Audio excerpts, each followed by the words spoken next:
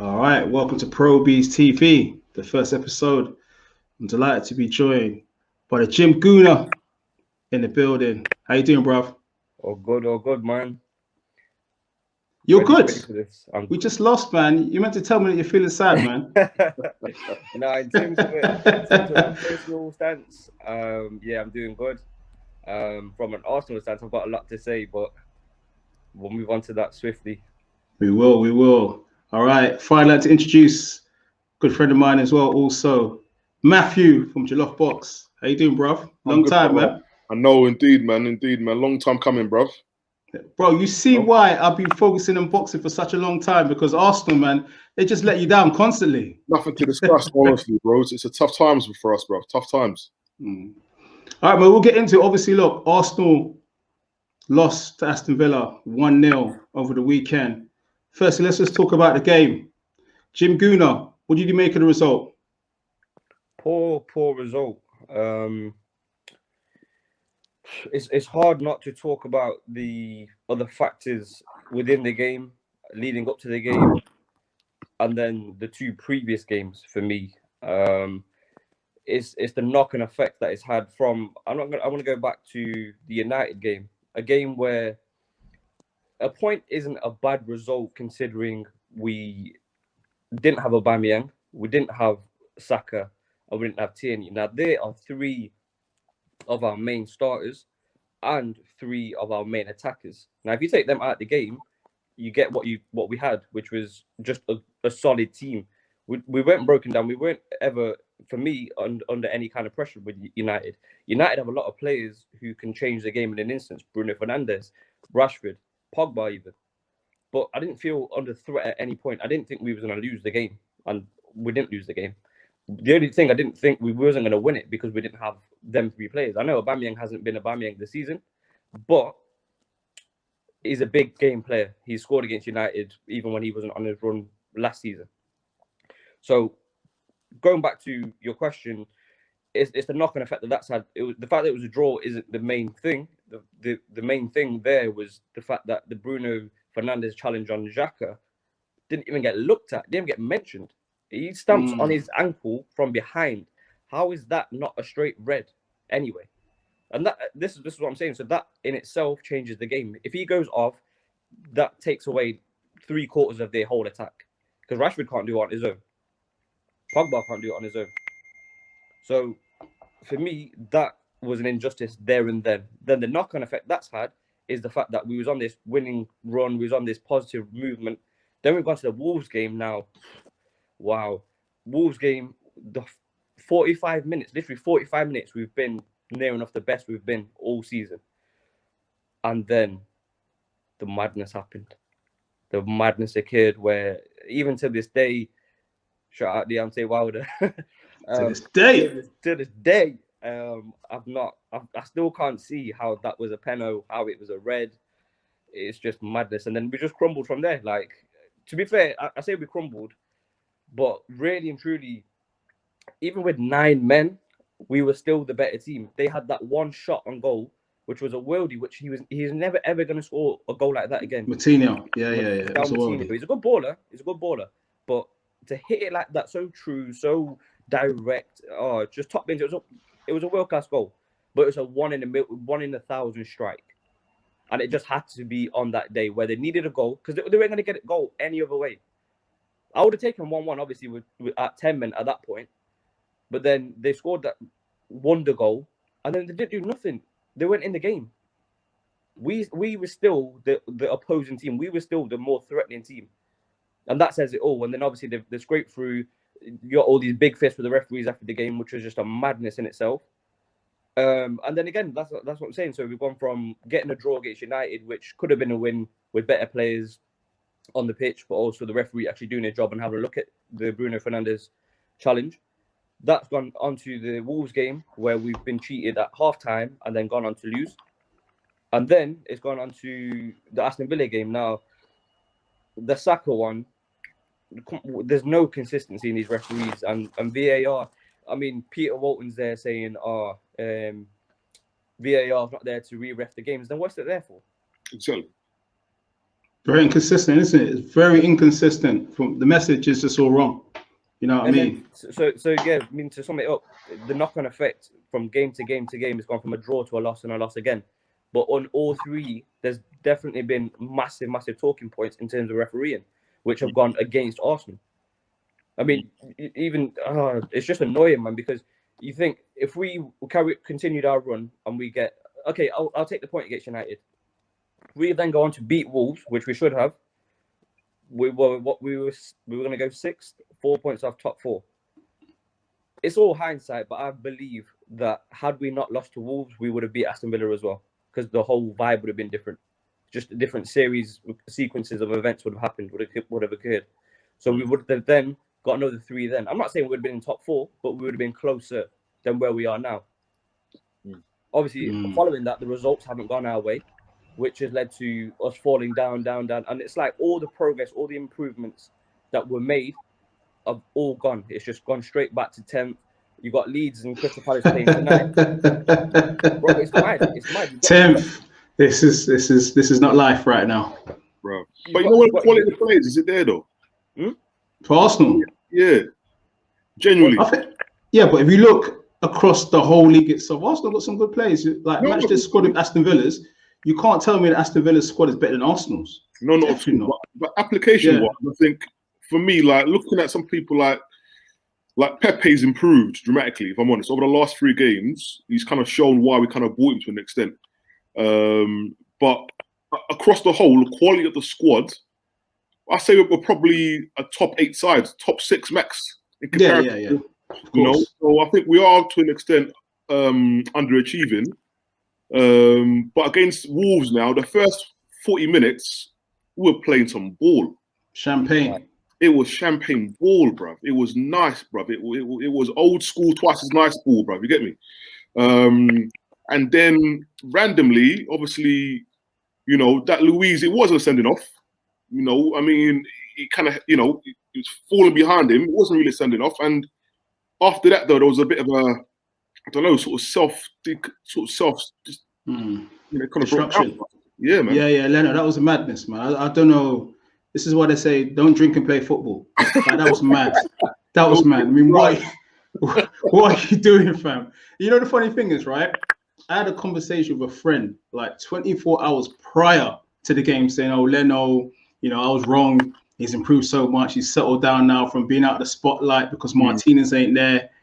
And then he goes to do that, you know? But look, don't get me wrong. We're going to get into the whole referee and all the incorrect decisions, right? But I have felt that in the games that we have seen, right, that we're talking about, Arsenal have been culpable for a couple of moments of lapses, right? Yeah.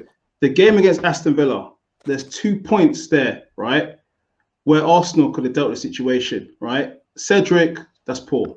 He's poor. You've literally just given the opposition the ball, right? Yeah. Number 2, Rob Holding, what are you doing? That's the second time that he's backed off a player, right? And it's been costly. Stick to the man. You've only got one striker because Villa are playing so deep. Stick to the man, and then from there you're likely to get the shot away, block the shot off. So Arsenal really have to look at themselves as well as the referees. Yeah. You know, well as the bad decisions. Holden's worried about pace. What I found with Holden, yes, he doesn't know when to get tight and when to keep distance. So he's always worried about getting burnt. So he tries to give them a little bit of space so they can recover and then close them down. But the problem that he has all the time, though, is that he doesn't know when to judge that right moment. So against Watkins, he kind of like gave him a bit of space. Against Traore, for example, I saw him play maybe last season or this season, and he gave him, bruv, it was soft distancing, bruv. It was social distancing. It was ridiculous. The amount of space he gave him, man, bro. I don't know what was going on.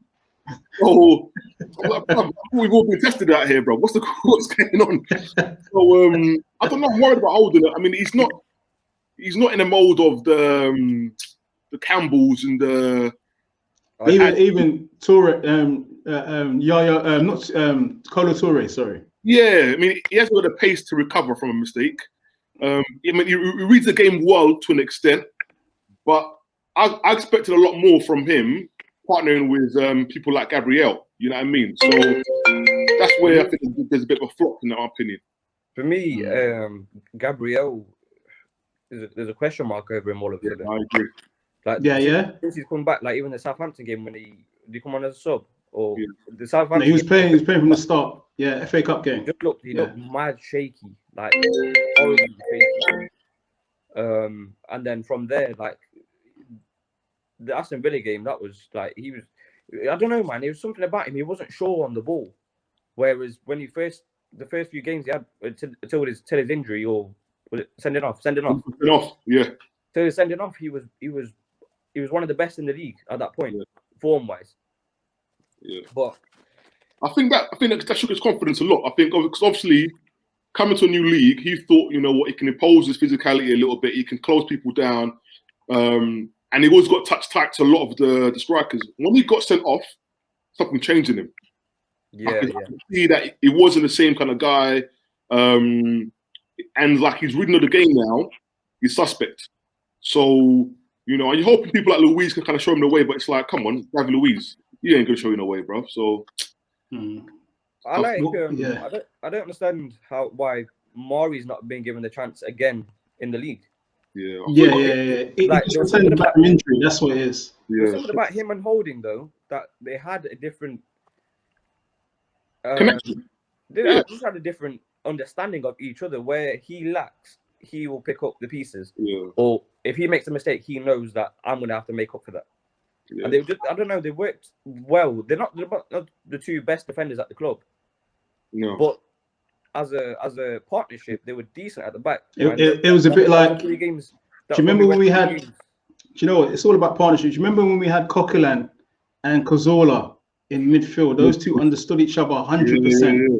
You see what I'm saying? Yeah. Kolo Toure, Sol Campbell. So it's about the understanding. But what I've seen is I think Pablo Mari seems to be the best reader of situations as a defender compared to the rest. Gabriel, you can see he's got all the abilities, right, to be a top defender, but it gets too tight. He needs to learn when to just back off a bit, not get too tight, calm down as well. You know what I mean? Not react in situations. And you can see in the Premier League, people can wind him up and he'll just go off. You can see that. He's waiting to. I feel like it comes with his age as well, though. He is 22, isn't it? He's 22, isn't he? Yeah, 22. He's got a lot of time to learn, as long as he's got the right man next to him. Obviously, like you mentioned David Luiz, and you would expect someone who's accomplished what he has, what he's won, and the situations he's been in. Like obviously, he was part of that team that got beat 7-1. You know what I mean? So he's been in that situation where the chips are down, out, flat, fried, burnt. Yeah. But you know what's funny actually is that I haven't seen them as a partnership that much. I haven't seen Gabriel and David Luiz as a partnership as much as I would have expected. Consider that they're both Brazilian, so you think that obviously on the pitch now there'll be a better understanding and better communication. But very rarely have you seen them together. It's either Holding and Luiz or Holding and Gabriel. So it'll be interesting to see how they would fare together, and also left-footed and right-footed. So by the moment it's unsure what's the best partnership. At the moment, Holding is getting in all the time, regardless. Yeah, he seems to be like Alexandre and Esther at the moment. He's like first on the team sheet. And I'm not being funny, bro. You mentioned Nesta and Holding in the same conversation, bro. You heard me. I beg you, bro. Cannavaro. He's the rock. Don't do it, bro. Lillian Thuram at the back, yeah? Oh, bro, you're upsetting me right now, bro. Oh, man. Tough time. For me, I feel like the defense has improved massively. Big time. But I still think, and I've been saying for seasons, I think it must be about 2-3 seasons, coming on to 3 seasons, where I'm saying the strike force that we've got at Arsenal is just not the one. Like I'm gonna go off on one, but Lacazette, man, like a lot of people have been DMing me, writing on their statuses, posts or whatever, or mentioning me in comments saying, "Oh, you're always going on about Lacazette. Look at him this season; he's Arsenal top scorer." Bro, how many goals has he scored in the league? Yeah, is it 8 goals? Is it 8 goals? That's not good. You're number 9 for Arsenal Football Club. You are number 9 for Arsenal Football Club, and you think that's enough, bro? Come on. if you're number 9 at Arsenal Football Club, you should be. I'm not going off by who's been in the past, because Reyes was probably my favorite number 9 in most recent years. But he wasn't an out-and-out goal scorer. No. But for me, when I think of football, I think number 9, that's a goal scorer in the team. That's the goal scorer in the team. And has Lacazette ever hit 20 plus goals for Arsenal in one season? No. Or 20. I'm not even gonna go plus. Has he hit 20 in a season? No, he hasn't. Not for Arsenal, no. But for Leon, that was his range every season, more or less. Then the whole conversation changes to obviously what kind of league it is, Yeah, and the quality of players there. But now Lacazette, for me, this summer has to be where we cash in on him.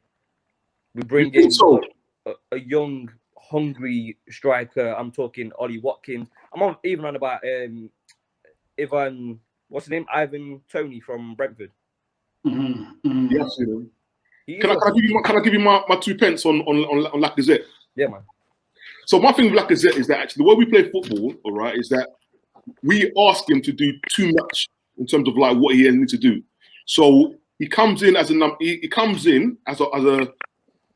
holding number 9. So he's asked to kind of come in, hold the ball up, and then he's asked there to run back up into the box to get on the end of crosses. Now, obviously, you're fit, that's part of your job. But the way we play football doesn't allow a striker the kind of goals that I want to see from Lacazette. I'm of that old school opinion where I want my striker to be on the edge of the last man, through balls coming in, and you're like, all right, up until recently, apart from Emma Smith-Rowe, who was supplying them kind of through balls? I mean, to your point, I agree that he doesn't make the right runs. I mean, against Aston Villa, his runs were shocking. And Pepe were shocking. There were times where there was a massive space in the box. So he would come out, you'll get the ball, and you're like, well, bruv, you're the striker. Why are you not in the box?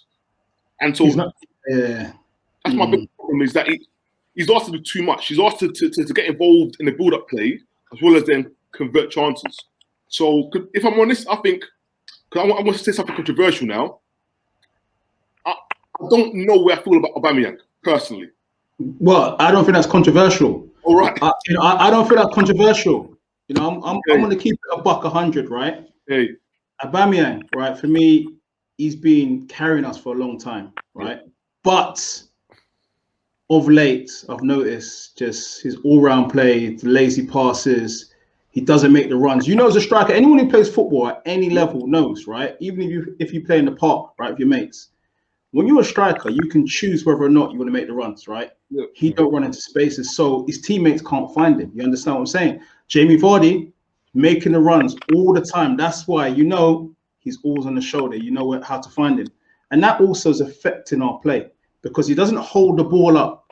Like I said, he doesn't hold the ball and then bring others into play. And he don't make the runs. So what is he waiting for? You see what I'm saying to you? Yeah, no, you're absolutely right. But I feel like with Aubameyang, the fact that he's carried us, which he has for, 2 seasons? 2 seasons, yeah. I think that's played a part in it. In the fact that he's thinking, hold on, like, how long am I going to have to just keep carrying this team on my one? Because that's what he's been doing. But not only that, I think obviously with the news coming about, obviously that he's got, personal family issues. His mum, yeah. That does have to play a massive part within that. And then obviously when you're not scoring, obviously football is a confidence game. If you're not scoring anyway, regardless of what's going on behind the scenes, it's going to play a part. But this is why I'm saying, this is why it's always been a case of the pressure that Aubameyang's had on his shoulders to carry Arsenal through, because Lacazette is not good enough. As simple as that. He doesn't contribute. Whether he works hard and people want to pat him on the back and say, oh yeah, but he works hard for the team. You should be working hard for the team anyway. Look at, like, I don't want to talk too much about Leeds because we play them next. But look at the whole team. The whole team will press forward. The whole team will come back. And the same thing with Leicester when they won the league. Every player in that team, none of them were world class, apart from probably Vardy and Mahrez. But none of them were world class. But all of them knew exactly what their role was, and all of them knew that I need to do my job going forward and coming back. And the exact same thing with Liverpool last season when they were the best team in the league by a long distance. The table tells the story. But they all knew their role. man for man, that we're all going to go forward, we're all going to come back. If you just got Lacazette running around making it look like he's doing the most, he's going to get that appraisal. But what his actual role is, what his actual job is to score goals, he doesn't do that. But then again, the question is though, is that what is his actual role? That's a question for the manager. You're number 9, bro. You're number 9. You got number 9. You're scoring goals. That's the job. So the thing about it is though, is that he can't be the one that then has been asked to hold up play, allowing the wingers to kind of come forward and then run back into the box. Because how fit you are, after a while you're gonna be like, boy, we have to change our style of play. So like, if you got Aubameyang and Lacazette up front as a 4-4-2, that'll make a better foil. We're playing 4-2-3-1. We're asking a Lacazette to kind of come in at times, hold the ball up, pass the ball to Evan Smith Rowe, ping balls to the wingers, cross it in, and then Lacazette runs in. I think that the way we play football is stifling us to a certain extent. We're asking too much of Evan Smith Rowe now. We're asking to unpick the locks and man's like making the right runs. You know what I mean? Against Villa, I saw Pepe just hotch on the left-hand side, bro. I'm like, bro, what are you doing? Like, run into the box. You know what I mean? Behind, yeah. Like, you know what? Like, if you play FIFA and you've got them man who are coming in as invert wingers, and they come in to the box. None of that. He catches on the left-hand side, waiting for stuff to drop to him, and then he tries to curl it in. It's like, bro, change how we play football. So I get your point that Lacazette. To be fair, for me, Lacazette isn't the greatest striker, but when we bought him from Lyon, he was a proper out-and-out. Yeah, man. I had hopes from him as well. But yeah, I just feel like he just, I don't know, man. Like, since he's been at the club, he's never had that period. Cool, man. Yeah. You're not a fan of Lacazette, are you? I can tell. I'm not, man. I'm not. It's because it's disappointing. It's because it's disappointing. Like you said, when he came on, you used to watch clips of him in game, and you used to think he just gets the ball in front of goal. He was a bit going out on one here, and I'm not comparing them or saying they're on the same level, but he was a bit like Ruud van Nistelrooy. He knew where the goal was. He'll look at the goal, and he's blasting the ball in the net. Half the time, he didn't even celebrate. Everyone's seen that clip. Yeah. It's confidence as well, you know. You don't think it's confidence. You think that plays a big part in it. With Lacazette, you don't think confidence plays a big part in it? It does, but like I feel like at the moment he's getting goals, and it's still his confidence isn't 100. And I feel like the point I was going to make a minute ago, was that with Lacazette and how he's playing, I feel like Arteta's got no other option at the moment. I feel like if we had the right players, obviously transfer windows is one thing, and obviously for me it's been a great transfer window, the January one, because we've got rid of so much deadwood. And all right, maybe not even deadwood, but we've got rid of Ozil. That's 350k, which you can offer to like 2 players and say, here, look, there's 150k for one player, 150k for one, because wages is where it's at. If you can offer the money, you're halfway, you're like 3/4 of the way there. If you've got European football, do you know what I mean? You're ticking all the boxes. If you've got Champions League football, you know, it's hard for any player to say no. Yeah. But the money side of it, the 350k is going to come in massive, but we have to be able to offer the European football. That's why it's a massive thing, to whether it's even Europa League at this point. But going back to the Lacazette point, is that I feel like Arteta is having to play that system to accommodate for him, because he knows Aubameyang's not about it at the moment. Martinelli's in and out of the team. I mean, I don't know how he didn't come on against Villa when we needed a goal, but that's, I mean, I'm sure we'll go into that whenever. But Lacazette is being played at the moment, in my eyes, because he has to be played in that system, and he's the only striker we've got that can play that role. But then what about Nketiah? Nketiah's not good enough, man. Let's be honest. Yeah. You know what? Nketiah right now is another podcast, right? That's another podcast. That potentially is 3-hour podcast. That's a 3-hour podcast, yeah? Don't get me started. Real quick, just on Nketiah. While we're on Nketiah, and the same goes for Willock. Them two, they're Arsenal out and out, and they've been in the academies and all that. But the point and the underlining message there is that they are not good enough. They're not at the level that Saka's at. They're not at the level that Martinelli's at, or the level that Emil Smith-Rowe's at. Them two, I'm happy Willock's gone on loan, and I think is it 18 months? I So was think it it's 18 months? loan. I thought it was the end of the season. Loan. Was end of the season. If that's the case, and he with the players that he's playing in, or if he's playing in a different system and he seems to be better, then we need to cash on in him as well. And you know what? Let's cash in on Willock, and I'll take Maximin from Newcastle because Maximin will fly down the wing. Yes. That's an outlet all day long. Yes. You just can't touch Maximin. When he's just in full flow, that's a problem. But what I wanted to talk to you guys really about was, before we kind of conclude, was the pivotal moments, right, in the game on Saturday, right? Saka, the first one, right? And trust me, I've kicked my sofa so many times with Arsenal over the years, right? I kicked it again. Burst pass, is it Dancer, right? And he was through on goal, right? For me, no one was coming around. Saka was going through on goal. Nothing, yeah? No red card. That's not right. I think he got a yellow. That's not right. That's not right. I have to flag that. The argument is that, well, there was a lot to do. It was very far up the pitch. But for me, that's the last man. By the letter of record, that is the last man. So what's happening? So last man, I don't understand like the way referees are starting to manage the game, man. I think when they want to attribute decisions to VAR, when they want to offload decisions, and it's blah blah blah. But the way that the laws of the game have been interpreted kind of change from team to team, and that's what I don't like, is a lack of consistency. So I'm not quite sure. I mean, for me, old school, last man, that should be a sending off. Gone, of course. So I'm looking like I don't understand how you can misinterpret that law. So I don't want to say there's a vendetta against Arsenal, but there is. Say it. There is. Then there's a vendetta against Arsenal, bro. Because I don't understand what's going on.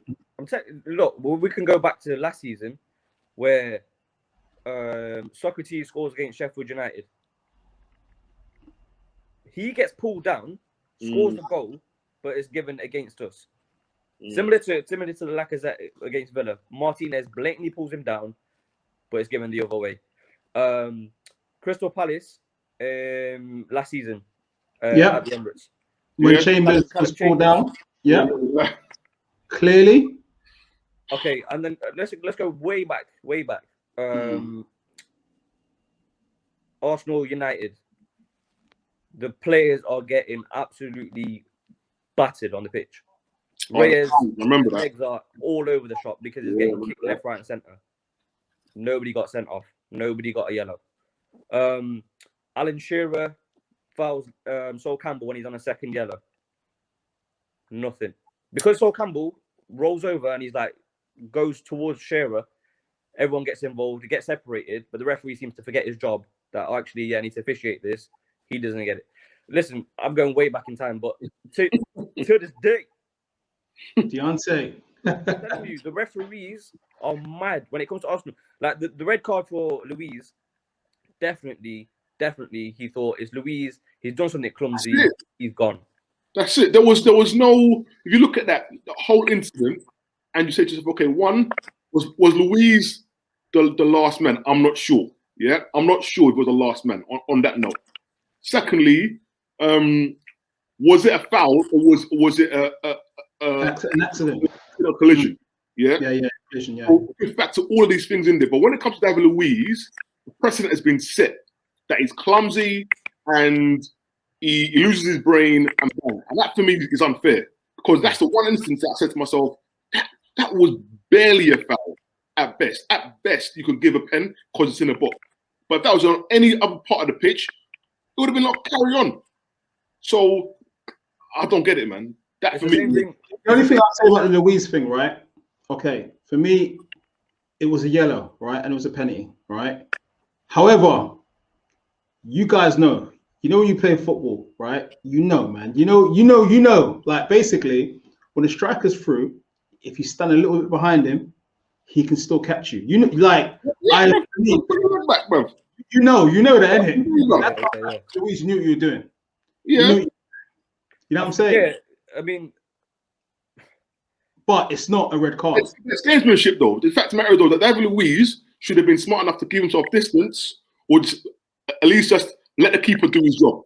You know what I mean? So that's the thing about David Luiz. My thing is that, in looking at it the other side of it, is Luis. Yeah, 100%. Once that, what's his name, Willian Jose, whatever his name is through, he could have hit it wide. He could have hit it straight at Leno. There's that chance where, really, this is what I'm saying about Luis. Like, the experience he's got, he should have thought, you know what, leave it. Yeah. Let me think better of it. I mean, it's weird because when you do watch the replays and you watch it from different angles, you do kind of see Luis trying to slow down. Yeah. But obviously, if you're running full pelt and you think, oh shit, you kind of, it's a bit harder to slow down than just if you're just jogging and you stop. But again, this is where the referee's logic should come into play.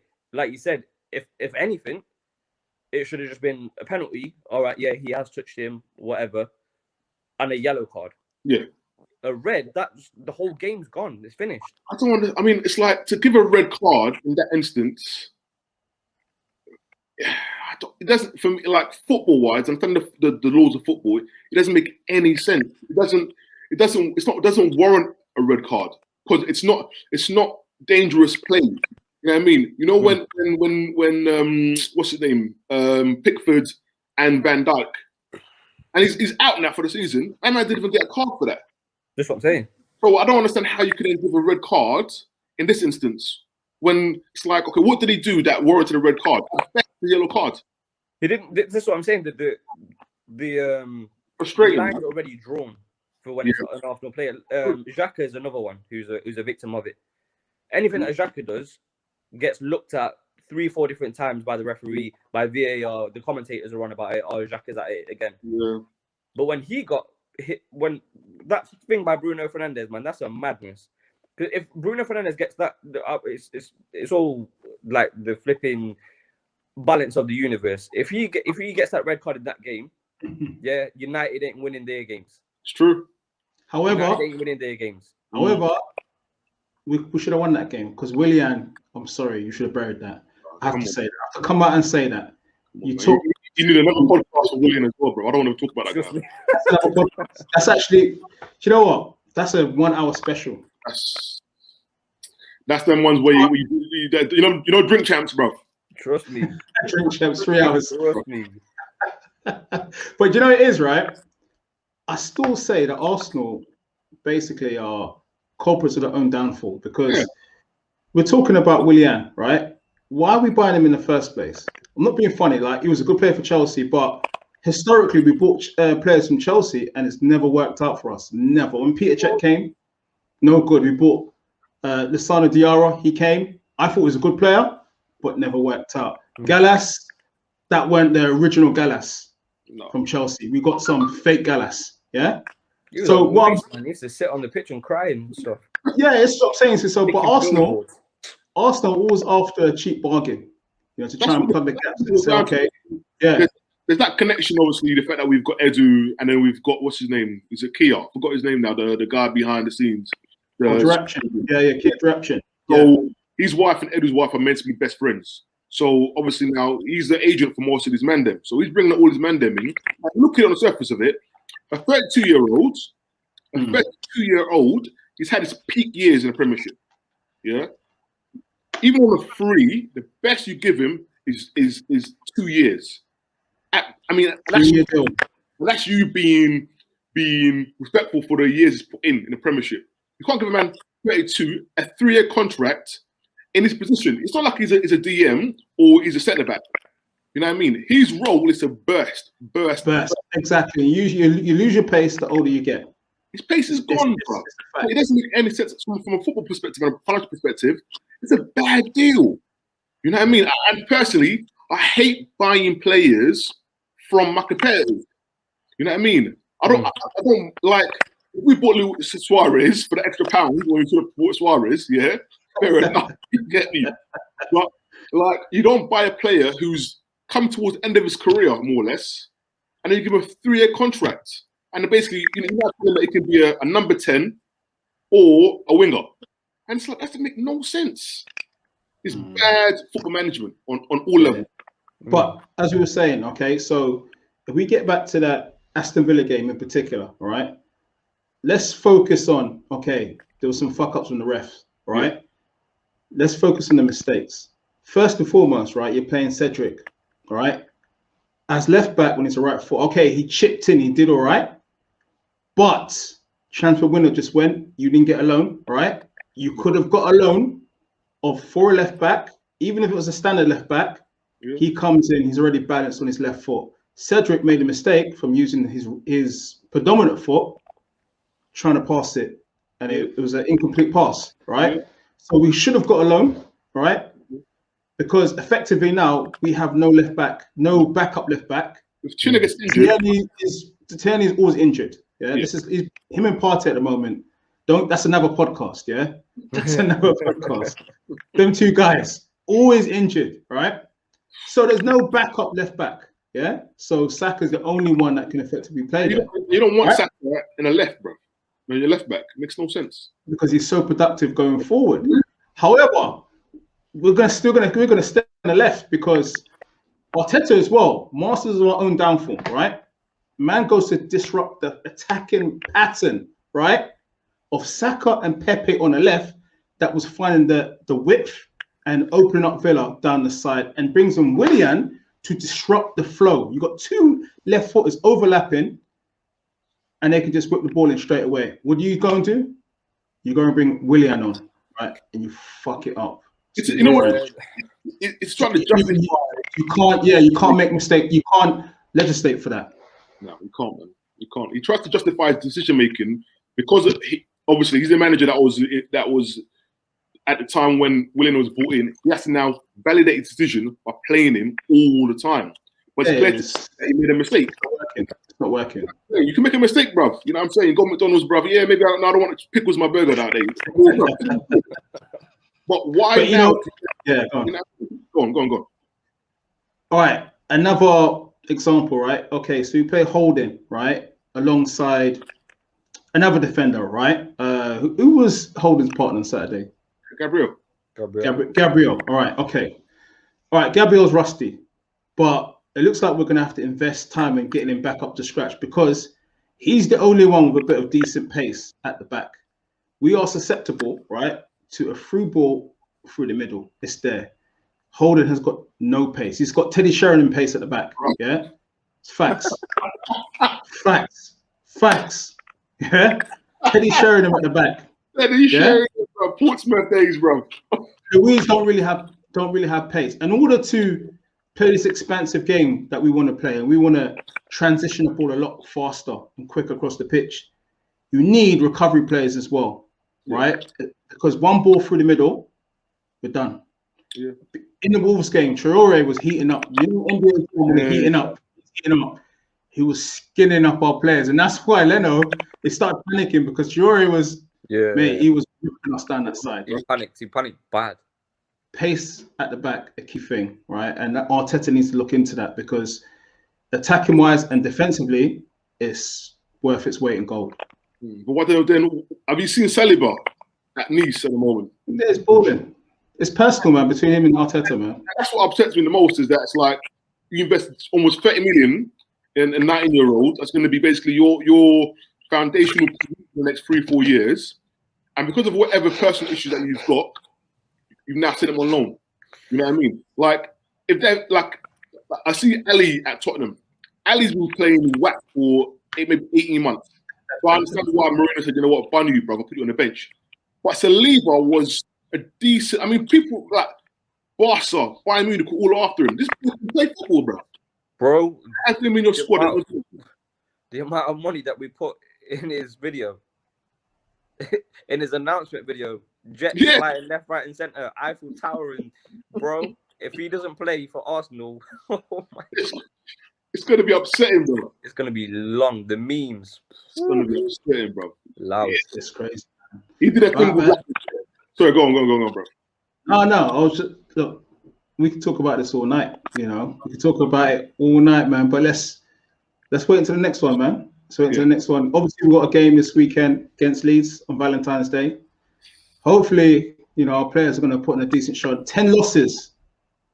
That's way too much. Come on, man. Come on. 10 losses, 10 L's. That's incredible. That's too much. I just hope there'll be no L's on Valentine's Day, bro. That's all I'm saying, bro. Straight dubs, it better be. All right, man. Guy, I got to thank the Gym Gooner Matthew from Jollof Box, No, thank Pro you for Beez having me, bro. TV. Appreciate Guys, you we're guys. back. Man. Make sure you subscribe.